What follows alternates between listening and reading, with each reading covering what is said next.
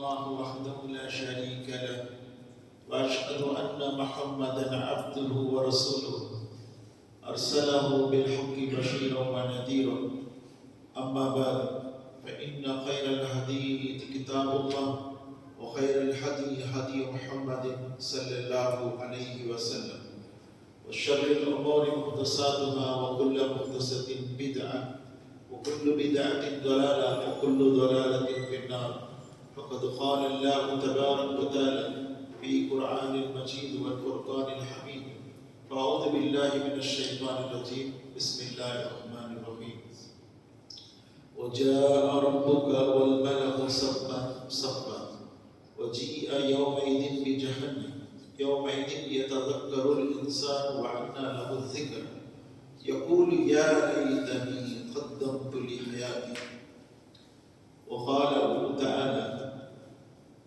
بل تؤثرون الحياة الدنيا والآخرة خير وأبقى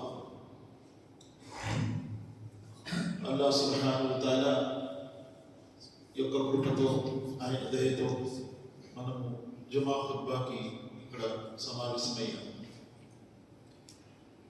చాలా తొందరలోనే సూర్యుని క్యాలెండర్ ప్రకారం సంవత్సరం మారబోతుంది. ఈ సంవత్సరం మారేటప్పుడు నేటి యువత రకరకాల అరాచకాలు, అల్లర్లు, రకరకాల వ్యసనాలు చేస్తుంటారు. ఆ యువతకు అల్లాహ్ సుబ్హానహు వ తఆలా యొక్క ప్రవక్త ముహమ్మద్ సల్లల్లాహు అలైహి వసల్లం వారి యొక్క జ్ఞానం లేని కారణం యువతలో విచారకరమైన విషయం ఏంటంటే ముస్లింలు కూడా ఉన్నారు. ఎవరైతే అల్లాహ్ మరియు ప్రవక్తను విశ్వసిస్తున్నారు, అల్లాహ్ సుబ్హానహు వ తఆలా కాలం గురించి ప్రమాణం వేస్తున్నారు ఖురాన్. వల్ అస్ర్ ఇన్నల్ ఇన్సాన లఫీ ఖుస్ర్. కాలం సాక్షిగా మానవుడు నష్టంలో పడి ఉన్నాడు. అంటే కాలం అతి వేగంగా ప్రయాణమే వెళ్ళిపోతుంది. ఎంత వేగంగా వెళ్తుంది అంటే మానవుడు దాన్ని ఊహించలేడు. అటువంటి కాలం అతి విలువైనది. ఒక చిన్న ఉదాహరణ, ఆ ఉదాహరణ కూడా సరిపోలదు, కానీ ఆ ఉదాహరణ అర్థం చేసుకోవడానికి బాగుంటుంది. ఒక ఐస్ అమ్మేవాడు తన ఐస్ని ఉదయం తీసుకొచ్చి పెట్టాడు. సాయంత్రం కల్లా అమ్మకపోతే అది నీరైపోతుంది. అంటే నిష్ప్రయోజనము, నిరుపయోగమైపోతుంది. అందుకే ఏ మరుపాట్లు ఉండకుండా, ఇటు అటు ఆలోచన ఉండకుండా ఎంత తొందర అయితే అంత తొందర దాన్ని అమ్మాలి అనుకుంటాడు. అలాంటిది మన జీవితం. కరిగిపోతుంది.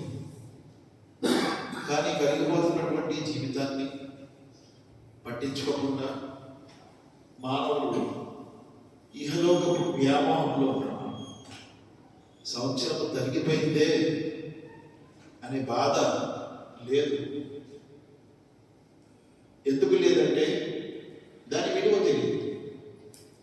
అల్హాకుముత్ తకాసుర్ హత్తా జుర్తుముల్ మఖాబిర్.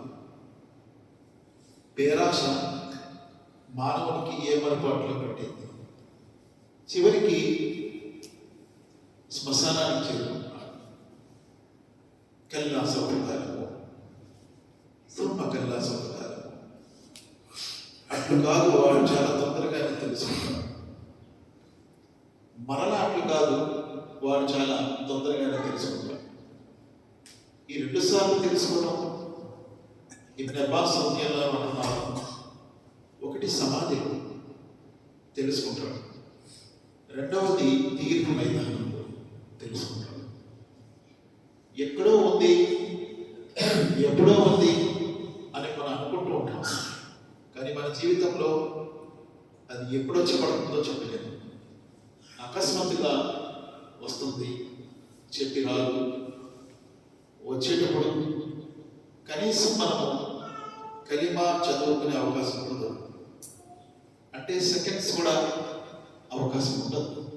మనం అనుకుంటాం ఇంకా ఉంటాం కదా. అందుకే ముహమ్మద్ సల్లల్లాహు అలైహి వసల్లం వారు చక్కగా అర్థం అవ్వాలని చెప్పి ఒక గ్రాఫ్ వేశారు. ఆ గ్రాఫ్ దీర్ఘ చతురస్రం, ఒక రెక్టాంగిల్. ఉదాహరణకి పుస్తకం ఉంది, ఇలా గీత గీశారు, 4 కోణాల గీత గీసి మధ్యలో ఒక గీత ఇలా గీసి బయటకు వెళ్ళిపోయింది. ఇది గీసి చూపించారు. ఈ 4 కోణాల దీర్ఘ చతురస్రం రెక్టాంగిల్ మానవుని జీవితం. మధ్య గీత బయటకు వెళ్ళిపోయింది కదా, మానవుని ఆలోచన. అంటే జీవితాన్ని దాటుకుంటూ బయటకు వెళ్ళిపోయింది. ఏవేవో ఆలోచిస్తాడు, ఏవేవో అనుకుంటాడు.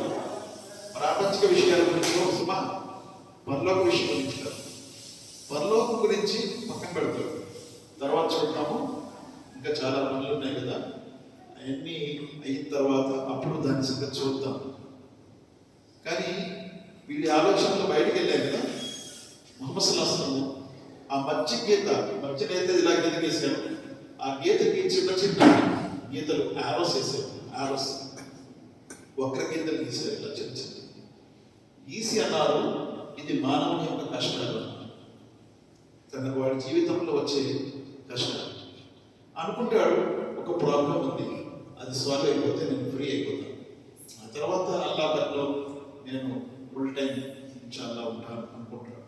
కానీ దాని తర్వాత ఇంకో ప్రాబ్లం వస్తుంది.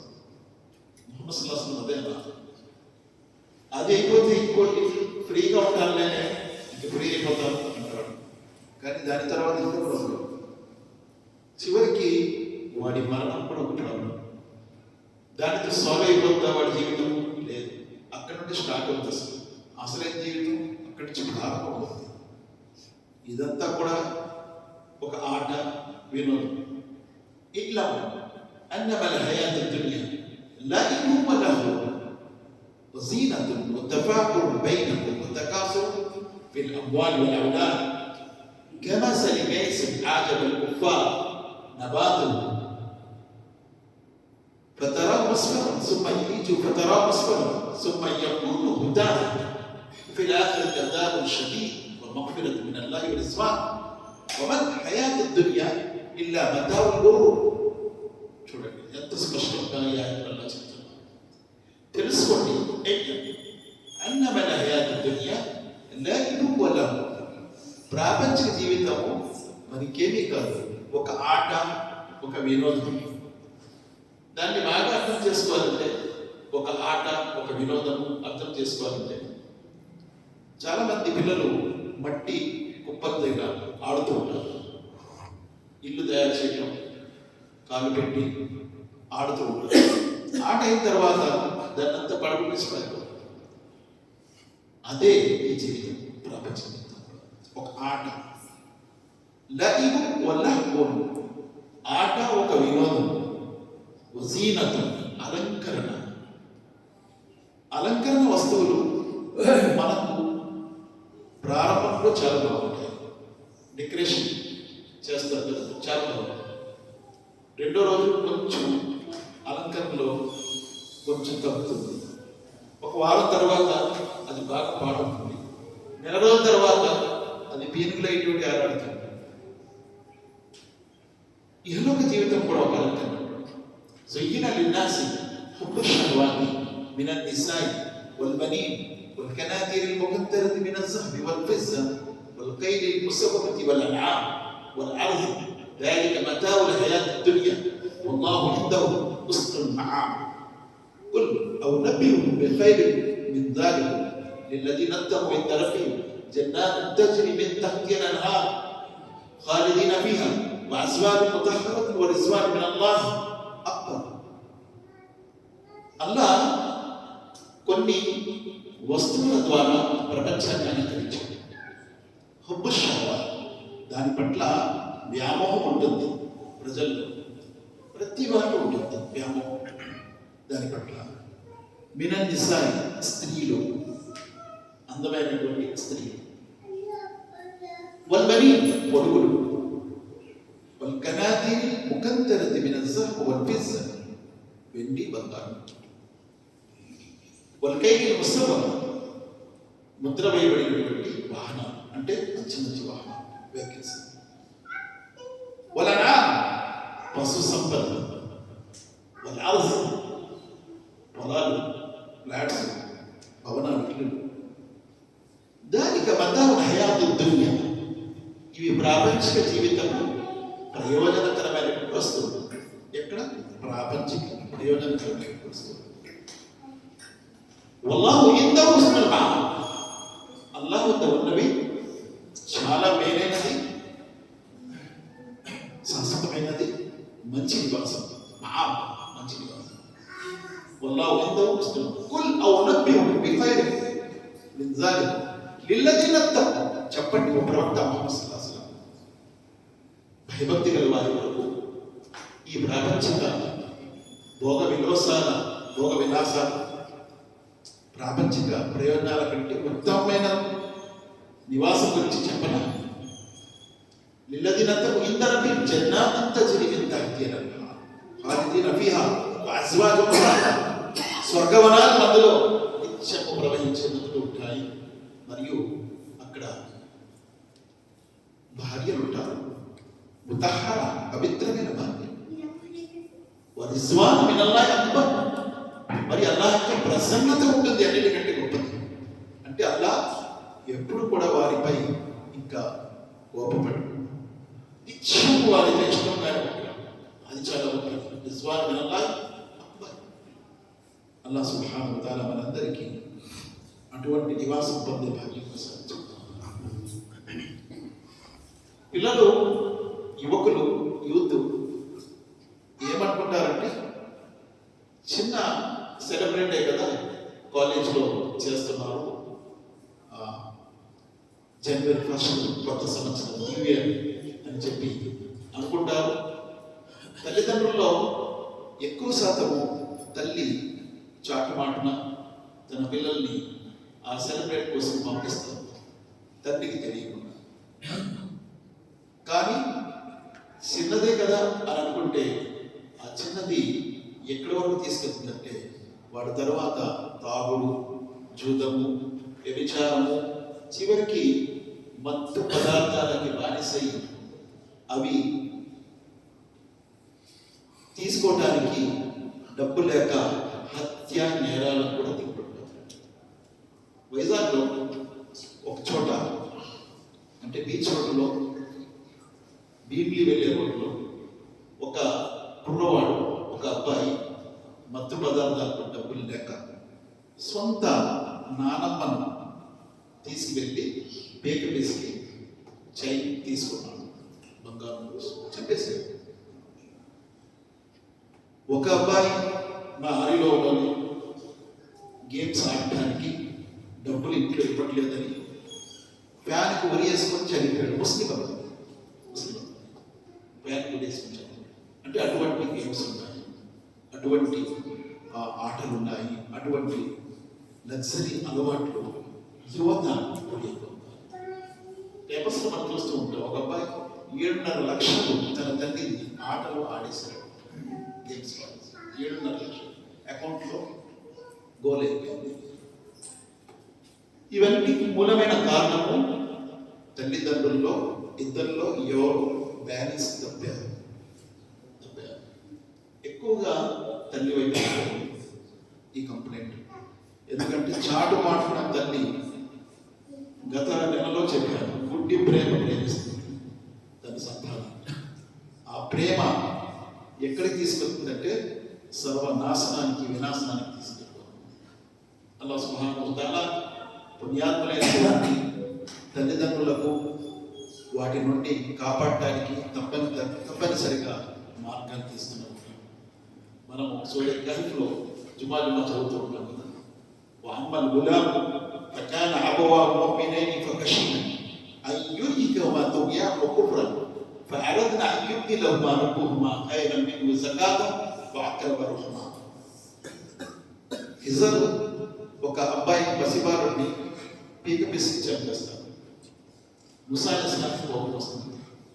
కానీ దాని వెనక ఉన్న రహస్యం తర్వాత చెప్తూ అంటారు, ఆ అబ్బాయికి ఎందుకు చెప్పానంటే అల్లాహ్ సుబ్హానహు వ తఆలా అన్నారు, ఆ అబ్బాయి కారణంగా తల్లిదండ్రులు ఇద్దరు నరకానికి వెళ్ళిపోతారు, అవిశ్వాసం అయిపోతారు. కాబట్టి ఆ అబ్బాయిని నేను చెప్పేశాను. అల్లాహ్ సుబ్హానహు వ తఆలా మరొక పవిత్రమైన సంతానాన్ని ఇవ్వదలుచుకున్నాడు. ఆ సంతానం ద్వారా తల్లిదండ్రులు ఇద్దరు కూడా జన్నతుకు వెళ్తారు. ఆ అబ్బాయి కూడా జన్నతుకు వెళ్తాడు. ముందు చనిపోయాడు అబ్బాయి. ఆ అబ్బాయి ఎలాగ పసితనంలో చనిపోయాడు కాబట్టి ఆ అబ్బాయి కూడా జన్నతుకు వెళ్ళాడు.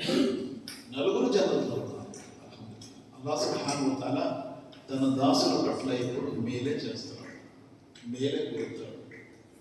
నబ్బి ఇబాదీ అన్నీ అనల్ గఫూర్ రహీం, నా దాసులకు తెలియపరచండి, నేనే క్షమించేవాడిని, కరుణించేవాడిని.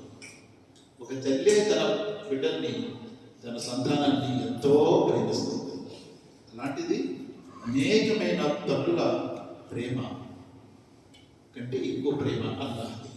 అంటారు 70 తల్లుల కంటే ఎక్కువ ప్రేమ, కానీ అది సహీ కాదు. అల్లాహ్ యొక్క ప్రేమను ఎవరు కూడా కొలవలేదు, తూకం వేయలేదు. అంత ప్రేమ. కాబట్టి తన దాసులని కాపాడుతాడే కానీ తన దాసులను శిక్షించడానికి అయితే అల్లాహ్ అంటున్నారు, వజాఅ రబ్బుక వల్ మలకు సఫ్ఫన్ సఫ్ఫా. అల్లాహ్ వస్తారు. జా అంటే అరబిక్లో రావడం, మరియు దైవదూతలు కూడా వస్తారు, పంక్తులలో నిలబడతారు. వజీఅ యౌమైదిన్ బిజహన్నమ్, ఆ రోజు నరకము దగ్గరికి తీసుకురాబడుతుంది. యౌమైదిన్ యతజక్కరుల్ ఇన్సాను వ అన్నా లహు జిక్రా, ఆ రోజు మానవుడు హితబోధ గ్రహించడానికి చాలా ప్రయత్నిస్తాడు. అంటే ఇప్పుడు నేను సరిదిద్దుకుంటాను, ఇప్పుడు నాకు అర్థమైపోయింది. మా నాన్నగారు చెప్పేవారు, మా తాతగారు చెప్పేవారు, ఫలానా గురువు గారు చెప్పేవారు, ఫలానా మసీదులో చెప్పేవారు, కానీ నేను సంస్కరించుకోలేదు, నాకు ఇప్పుడు అర్థమైంది, నేను సరిదిద్దుకుంటాను అని అప్పుడు అంటారు. యౌమైదిన్ యతజక్కరుల్ ఇన్సాన్ వ అన్నా లహు జిక్రా, అప్పుడు సంస్కరించుకుంటే ప్రయోజనం ఏంటి అంటాడు రాసిన. వ అన్నా లహు జిక్రా యఖూలు యా లైతనీ ఖద్దమ్తు లిహయాతి, అయ్యో విచారకరము, గత జీవితం నేను పాడు చేసుకున్నానే అని బాధ. ఫలౌలా అన్న లనా కర్రతన్ ఫనకూన మినల్ ముమినీన్, అల్లాహ్ నన్ను తిరిగి పంపిస్తే నేను విశ్వాసంగా మారి మళ్ళా వస్తాను. కానీ మళ్ళా వచ్చే అవకాశం ఉందా? లేదు. చాలా ప్రయత్నిస్తాడు తిరిగి మళ్ళా ఇహలోకంకి వెళ్ళాలి. ఎందుకంటే మనిషి దెబ్బ తినేటప్పుడు ఏదైనా గట్టి దెబ్బ తగిలితే సరిదిద్దుకోవాలని బాగా సరిదిద్దుకుంటాడు, సంస్కరించుకుంటాడు, కాస్త మార్గం పడతాడు. కానీ మళ్ళా ప్రపంచంలో తిరుగుతాడే, ఆ ప్రపంచ రంగు, ఆ వ్యామోహాన్ని, ఆ ప్రపంచంలో ఉన్నట్టు భోగ విలాసాన్ని చూసి మరలా ప్రపంచంలో పడిపోతాడు. కొన్నాళ్ళ పాటు ఏదో సంస్కరించుకోవాలి అని అనుకుంటాడు, మరలా మర్చిపోతాడు. ఎంత మర్చిపోతాడంటే అసలు పూర్తిగా మర్చిపోయి అదొక లోకంలో ఉన్నప్పుడు అకస్మాత్తుగా వచ్చి అల్లాహ్ సుబ్హానహు వ తఆలా పట్టుకుంటాడు. అనుకోడు, ఊహించడు కూడా అలా జరుగుతుందని, అకస్మాత్తుగా పట్టుకుంటాడు అల్లాహ్ సుబ్హానహు వ తఆలా. అందుకే అంటున్నారు, బల్ తుసిరూనల్ హయాతద్ దునియా వల్ ఆఖిరతు ఖైరు వ అబ్కా, మీరు ప్రపంచాన్ని ప్రాధాన్యత ఇస్తున్నారు, పరలోకం మీరైంది, శాశ్వతమైంది. అంటే ఏం చెప్పాలనుకుంటున్నారు? అలా మీరు పరలోకానికి ప్రాధాన్యత ఇవ్వండి, ప్రపంచానికి ప్రాధాన్యత ఇవ్వండి. నేను ఒక ఉదాహరణ ఇస్తుంటాను. మనం ఇల్లు కట్టుకుంటాం, ఇంట్లో సండాస్ కూడా కట్టుకుంటాం, లాట్రిన్ బాత్రూమ్ కూడా కట్టుకుంటాం. ఎందుకు కట్టుకుంటామంటే అవసరానికి వాడుకోవటానికి, అంతేగాని అందులో ఉండటానికి కాదు. ఈ ప్రపంచం కూడా అలాంటిదే. ఆ ఎటువంటిది అవసరానికి ఉపయోగించుకోవడానికి మాత్రమే ఈ ప్రపంచం. అందుకే మతాం హయాతు దునియా, హయాతు ఆఖిరా, హయాతు దునియా ప్రాపంచిక అవసరాలు తీర్చుకోవడానికి ఈ ప్రపంచం. కానీ మనం ఏం చేసుకుంటున్నాం, ఏమనుకుంటున్నాం అంటే ఇదే అసలు పరలోకం పిసరు. అక్కడ ఏమైపోతుంది, ఖల్లాస్ ఏమీ లేకుండా, పుణ్యాలేమీ లేకుండా పాపాలు మూట కట్టుకొని అల్లా సన్నిధిలో సమావేశమవుతాం. మరియు విచారంతో అంటున్నాను, అల్లా మళ్ళా ప్రపంచంలో ఒకసారి పంపించు, మేము సంస్కరించుకుంటాం.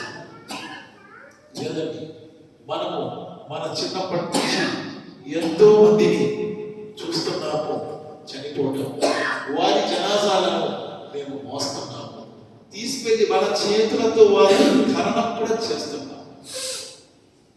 కానీ మనము మరచిపోతున్నాము, మనల్ని కూడా ఇలా ఖననం చేస్తారు, మనల్ని కూడా ఖననం చేస్తారు. ఒకవేళ అది మనకు గుర్తుంటే మనము ఎప్పుడు కూడా అల్లాహ్ మర్చిపోతాం. అందుకే అల్లాహ్ ఏమంటున్నారు, వలా తకూను కల్లదీన నసుల్లాహ్ ఫఅన్సౌ అన్ఫుసహుం. మీరు అల్లాహ్ను మర్చిపోయే వారి మాదిరిగా కాకండి, వారు తమను తాము మర్చిపోతారు. తమను తాము మర్చిపోతారు. అల్లాహ్ను మర్చిపోయేవారు వాస్తవానికి అల్లాహ్ను మర్చిపోవట్లేదు, కానీ తమనే మర్చిపోతారు.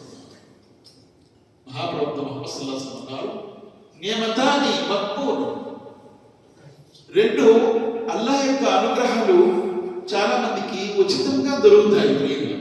దాన్ని గుర్తించాలి. అస్సహతు వల్ ఫరా అన్నారు ముహమ్మద్ సల్లల్లాహు అలైహి వసల్లం. సహత్ ఆరోగ్యము, మహాభాగ్యం అంటాం కదా, ఆరోగ్యము మహాభాగ్యం. వల్ ఫరా తీరిక. చాలా మంది అనుకుంటారు, ఏమంటే తీరిక పెద్ద విలువైందా ఏంటి? చాలా విలువైంది. మీరు కావాలంటే బిజీగా ఉండే వారిని అడగండి, వారు ఏమంటారు, మరే నీకు ఎంత తీరిక దొరుకుతుంది? తీరిక లేదు, ఒక క్షణం ఖాళీ లేదు.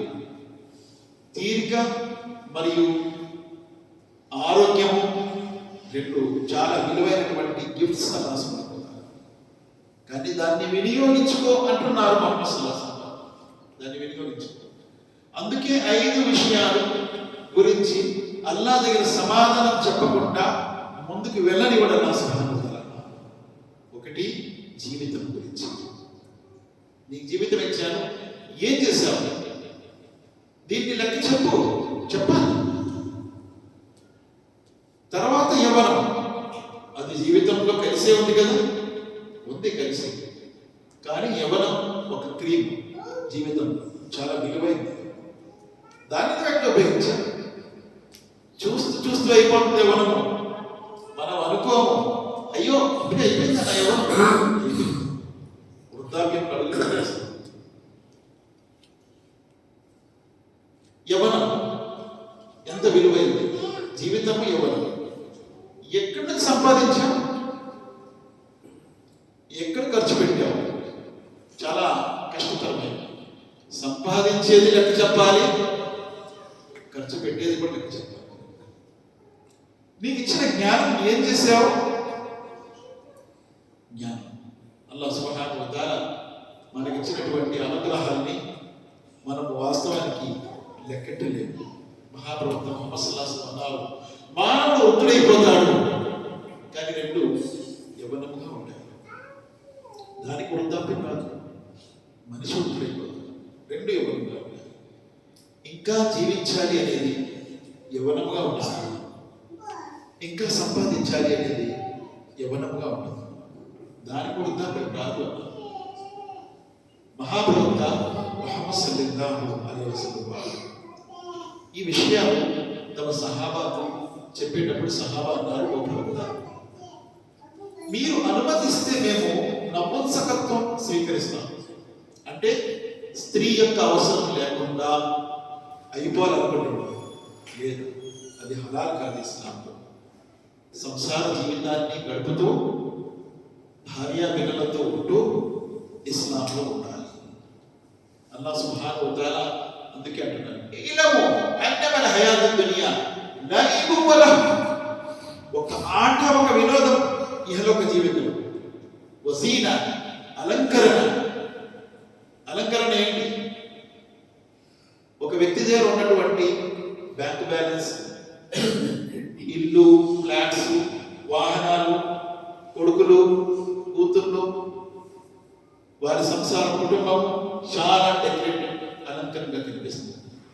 వజీనత్ తఫాకుర్ బైనకుం, ఒకరిపై మరొకరు గర్వపడుతూ ఉంటారు. నేను గొప్ప అంటే నేను గొప్ప. తఫాకుర్ బైనకుం వతకాసుర్ ఫిల్ అమ్వాలి వల్ ఔలాద్, ఒకరిని మరొకరు ధనములో, సంతానంలో బీటౌట్ చేస్తూ ఉంటారు. అంటే దాటుతూ ఉంటారు. ధనములు, సంతానం. ఫలానా వ్యక్తి చాలా పెద్ద వ్యక్తి అండి అంటే ధనంలో ఆయన గొప్ప, సంతానంలో ఆయన గొప్ప. ఒకరిని మరొకరు బీటౌట్ చేస్తుంటారు. వతకాసుర్ ఫిల్ అమ్వాలి వల్ ఔలాద్ కమసలి గైసిన్ ఆజబల్ కుఫార్, వీరి ఉదాహరణ ఎటువంటిదంటే, రైతు తన పొలాన్ని చూసి ఎలాగైతే సంతోషిస్తాడో, అల్లాడిపోతాడో, ఆనందపడుతూ ఉంటాడు, పచ్చిగా కరకలాడుతున్నటువంటి తన పొలాన్ని, ఈ వ్యక్తి కూడా అలాగే సంతోషపడుతూ ఉంటాడు. మా కొడుకులు అమెరికాలో ఉన్నారు, మా కొడుకులు లండన్లో ఉన్నారు, మా వాళ్ళంతా కూడా ఫలా దేశంలో ఉన్నారు, మాకు ఇన్ని ఫ్లాట్స్ ఉన్నాయి, మాకు ఇన్ని కార్లు ఉన్నాయి, ఇన్ని బంగాలు ఉన్నాయి.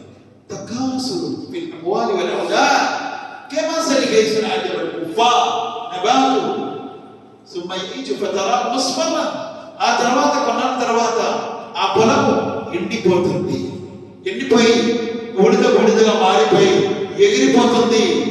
ఈ ధనము, ఈ సంతానము కూడా అలాగే అయిపోతుంది. ఏమీ కనిపించదు. కానీ అసలేంటి? వఫిల్ ఆఖిరతి అదాబున్ షదీద్ వ మగ్ఫిరతు మినల్లాహి వ రిజ్వాన్.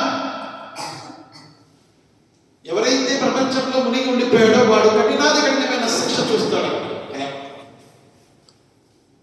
వ మగ్ఫిరతు మినల్లాహి వ రిజ్వాన్, మరి కొంతమందికి అల్లాహ్ క్షమించి తన ప్రసన్నతను ప్రసాదిస్తాడు. వమల్ హయాతు దునియా ఇల్లా మతాఉల్ గురూర్, ప్రాపంచిక జీవితం మరి ఇంకేమీ కాదు, మోసపుచ్చే జీవితం. మతాఉల్ గురూర్ అంటే, మత అంటే వస్తు సామగ్రి, ప్రయోజనకరమైన వస్తు సామగ్రి. గురూర్ మోసపుచ్చే వస్తు సామగ్రి మాత్రం ప్రపంచంలో ఉన్నది. అందుకే అల్లాహ్ సుబ్హానహు వ తఆలా అన్నాడు, ఖలఖల్ మౌత వల్ హయాత్ లియబ్లువకుం అయ్యుకుం అహ్సను అమలా. జీవితము, మరణము నేను సృష్టించాను, మీలో ఎవరు సదాచరణ చేస్తారో చూడాలి. ఇన్నమా అమ్వాలుకుం ఔలాదుకుం ఫిత్నా, నిస్సందేహంగా మీ ధనము, మీ సంతానము ఒక పరీక్ష. ఈ న్యూ ఇయర్ వస్తుంది అని, కొత్త సంవత్సరం వస్తుంది అని సంబరపడటం కాదు. ఈ సంవత్సరంలో నేను ఏం చేసుకున్నాను? గతించుకుపోయినటువంటి సంవత్సరం నాది ఎలా గడిచింది? ఎన్ని నమాజులు పోయాయి? నా ఎన్ని సదాచరణలు పోయాయి? నేను ఎన్ని తప్పులు చేశాను, ఎన్ని చెడులు చేశాను? సరే, ఇప్పుడు సంస్కరించుకుంటూ రాబోయే సంవత్సరమైనా నేను సరిదిద్దుకోవాలి, సంస్కరించుకోవాలి, సరైన జీవితాన్ని గడపాలి అంటే గతించుకుపోయినటువంటి జీవితాన్ని గుర్తు చేసుకోవడం వల్ల రాబోయే జీవితాన్ని సంస్కరించుకునే అవకాశం ఉంటుంది.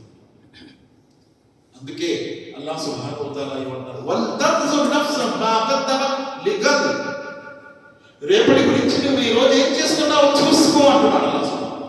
వల్ తన్జుర్ నఫ్సున్ మా ఖద్దమత్ లిగద్, రేపటి జీవితం గురించి. రేపు అంటే మరణం, ఈ రోజు అంటే ఇహలోకం. ఈ లోకంలో రేపటి గురించి ఏం చేస్తున్నావు? నేను సరిదిద్దుకున్నాను, నా పిల్లలు సరిదిద్దుకున్నారా, భార్య సరిదిద్దుకుందా, నా కుటుంబ సభ్యులు. అల్లాహ్ అంటున్నారు, నిన్ను కూడా కాపాడుకోండి, కుటుంబం వారిని కూడా కాపాడు. కు అన్ఫుసకుం వ అహ్లీకుం నారా వఖూదుహా అన్-నాస్ వల్ హిజారా, నరకానికి ఇంధనం కాకుండా కాపాడుకో నిన్ను, నీ సంతానాన్ని, నీ కుటుంబాన్ని. దాని ఇంధనము మానవులు రాళ్ళు. చిన్న అవకాశము మనం ఎప్పుడైతే చెడు వైపు పిల్లలకి ఇచ్చామో ఆ పిల్లలు ఆ చిన్న అవకాశాన్ని వినియోగించుకొని ఒక పెద్ద పాపాత్ములుగా మారిపోతారు.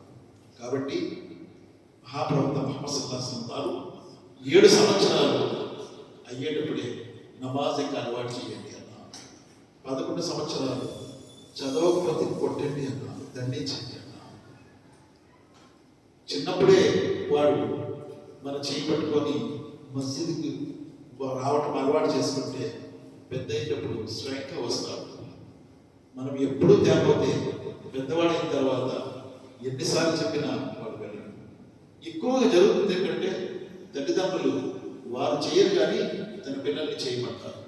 ఇది అసలు జరగదు. ఇది మర్చిపోవడమే.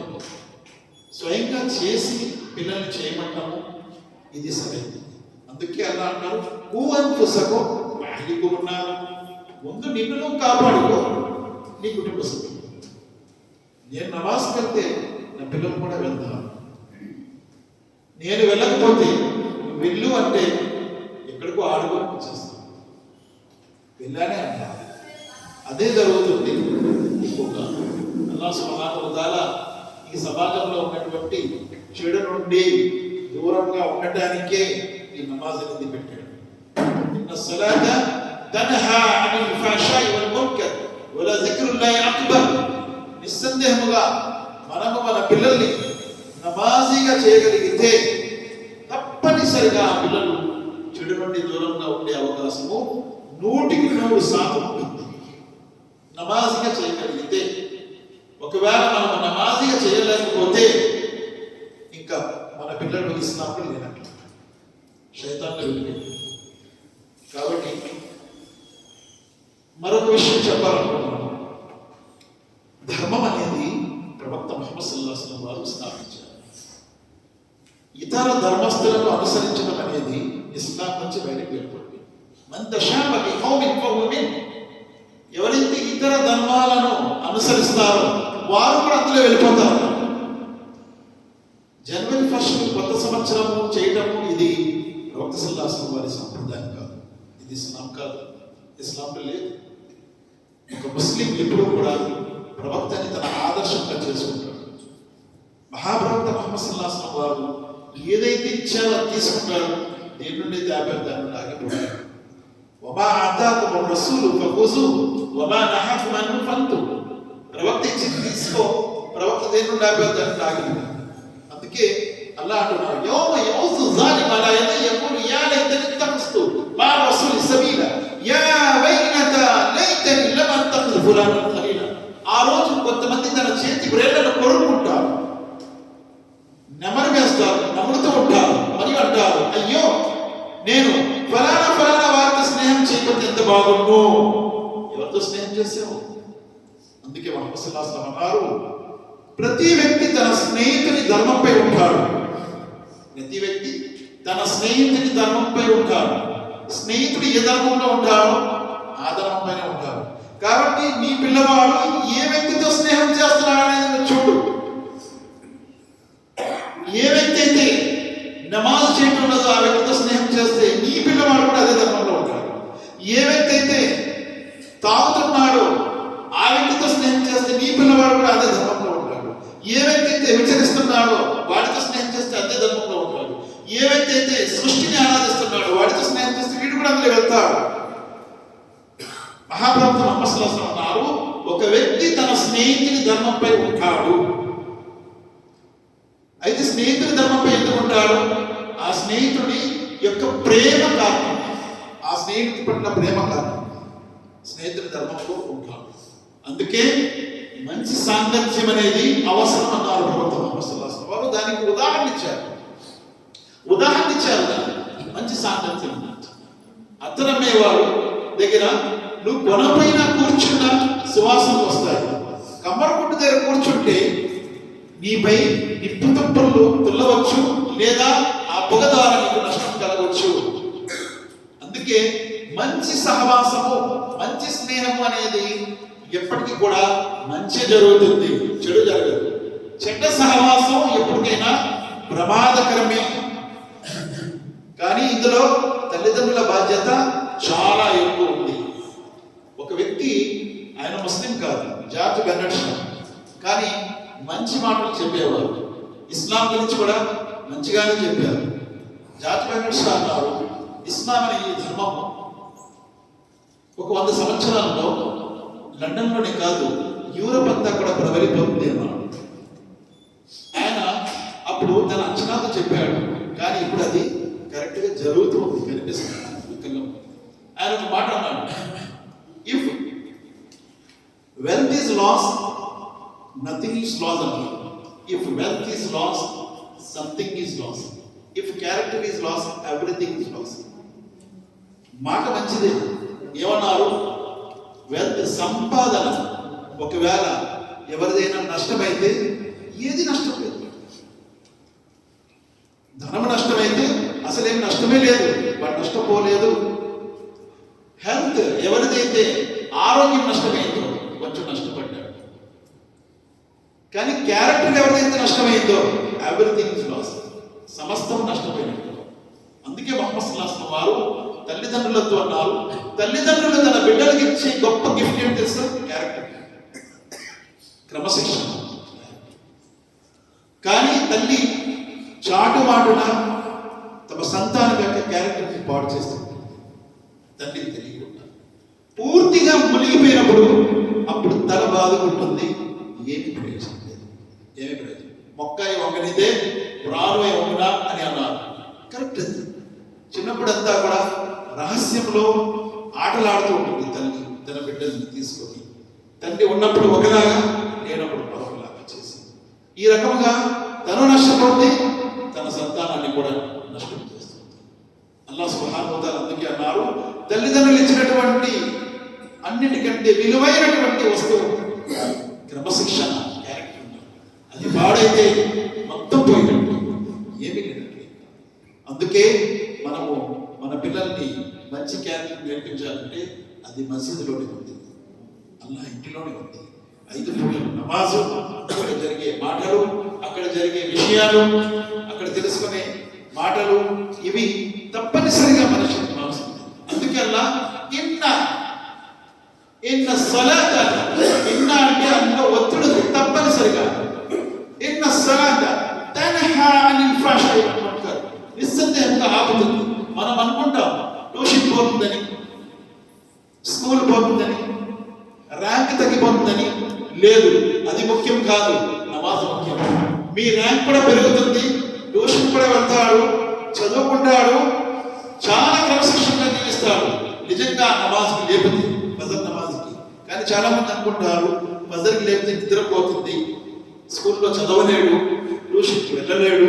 లేదు, మనం ఎప్పుడైతే నమాజ్ ఖచ్చితంగా పిల్లవాడిని చేయటం అలవాటు చేసాము జమాత్తో, ఆ పిల్లవాడు ఎలాగైతే క్రమశిక్షణగా నమాజ్ చేస్తాడో అలాగే క్రమశిక్షణగా స్కూల్ కూడా చదువుతాడు, కాలేజ్ కూడా చదువుతాడు, అలాగే క్రమశిక్షణగా ఉద్యోగం కూడా చేస్తాడు, అలాగే క్రమశిక్షణగా తన తల్లిదండ్రులు కూడా చూసుకుంటాడు, అలాగే క్రమశిక్షణగా పెద్దల్ని గౌరవిస్తాడు, దేశాన్ని కూడా ప్రేమిస్తాడు. నిస్సందేహంగా నమాజ్ అంత గొప్పది, అది మామూలు విషయం కాదు. వల జిక్రుల్లాహి అక్బర్ అన్నాడు అల్లాహ్ సుబ్హానహు వ తఆలా. చాలా పెద్ద జిక్ర్ అల్లాహ్ సుబ్హానహు వ తఆలా యొక్క జిక్ర్. కానీ నమాజ్ అందరూ చదవలేరు. అల్లాహ్ సుబ్హానహు వ తఆలా అంటున్నారు, నమాజ్ చదవడం అందరి వశం కాదు, చాలా భారం అనిపిస్తుంది, చాలా భారం అనిపిస్తుంది నమాజ్ చదవడం. అందుకే దాన్ని అలవాటు చేస్తే ఇన్షాల్లా అన్నిటిలో పర్ఫెక్ట్ అయిపోతుంది, సరైపోతుంది.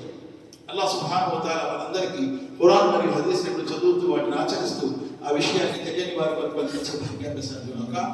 అల్లాహ్ బ్రతికినన్నాడు ఇస్లాంపై బ్రతికే భాగ్యం ప్రసాదించు, మరణం ఈమాన్పై ప్రసాదించు.